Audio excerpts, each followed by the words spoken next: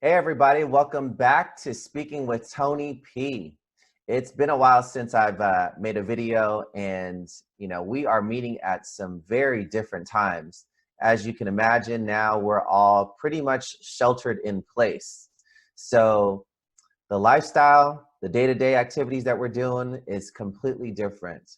So what I wanted to do is to share 4 things that you can do while you're sheltered in place.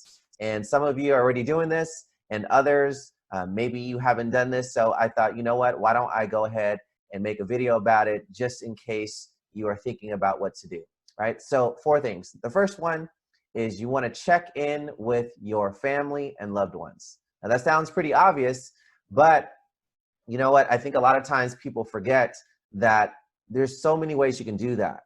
A lot of people are using Zoom. I'm using Facebook, and the reason for that is because with Facebook, most of my family is on. It's easy, and there's really, really cool filters that you can use to really live it up, right? Make it fun. And I usually start off the conversation with something more serious, talk about how everyone's doing, visually see how they're doing, and making sure that if they need any extra like PPE equipment or some groceries, toilet paper is the big one, right? That everyone was stealing or ransacking from these Costco's and all that. But I just check in with them, and then I will use the filters to get a laugh. So, I started it off, and next thing you know, my siblings were doing it, and then my mom was trying to figure it out, and she figured it out, and we were just having a blast. And it was nice to see everybody, not so down and just focus on the news and all the negative things that are going on out there. And then we called my uncle. He was in Laos. He picked up. He was half naked, but you know what? It was funny because we all started laughing and we all started talking from across the country. So it was nice. It was very, very nice. So highly suggest you do something like that. The other thing that I did was I went to go see my mom in person. I had to keep my distance, obviously, for her safety and mine. So it was really kind of hard to, get used to not being able to hug her. And, we had to do what we had to do. But you know what? At the end, it was nice to see her in person and actually see that she was alive and well. And I think she felt the same when she saw me. So that was nice. I'm not going to do it often, but, often enough just to make sure that my loved ones, we get that face-to-face visual interaction.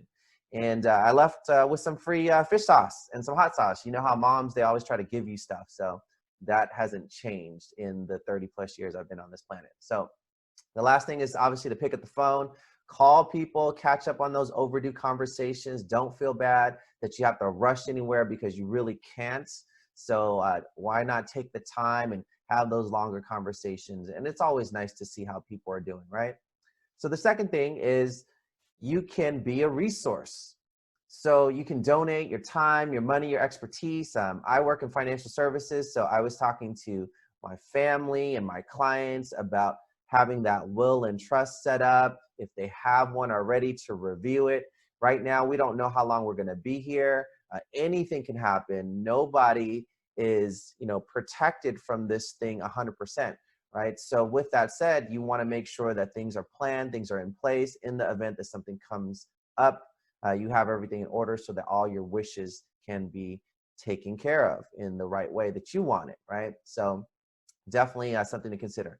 A third thing is baby making. Hey, hey, who needs another sibling, right? A lot of coronials will come out of this time and, hey, do what you got to do. You're in this confined space. But on a serious note, it might not be the best time to start making babies because the hospitals are overpacked and just a lot of serious issues that are going on there that will cause you to maybe not get the proper care that you need in case the event, and something comes up right in the process. So, hey, still practice. Do that all day, all night, all good.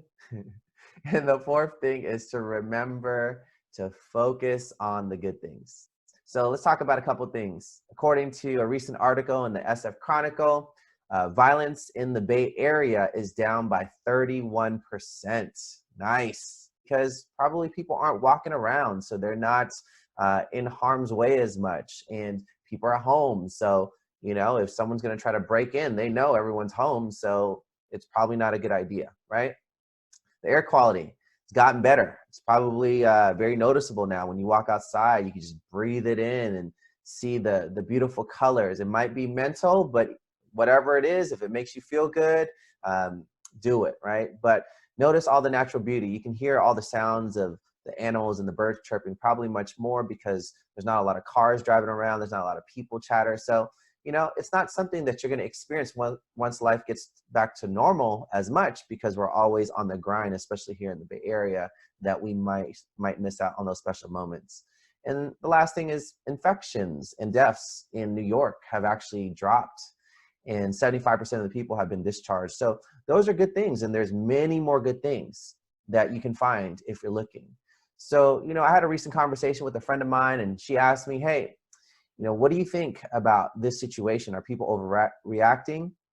And, you know, I said that, you know, just like my brother-in-law and I were talking about, that I would rather be over-prepared and be wrong than to be under-prepared and be right.